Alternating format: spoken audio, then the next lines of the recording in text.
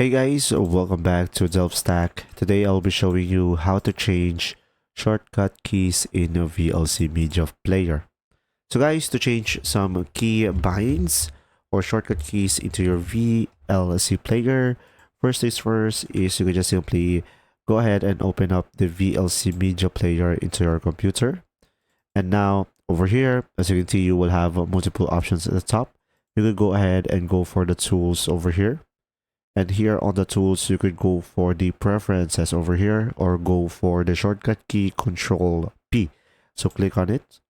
And from here, as you can see, you should be able to have an option over here or to change the interface.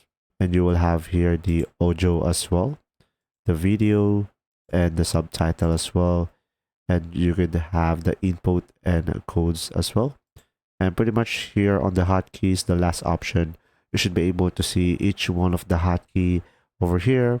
And of course, if you want to change a specific code or hotkey, click on it. And then after that, select a specific key frame or key that you might want to consider on this process.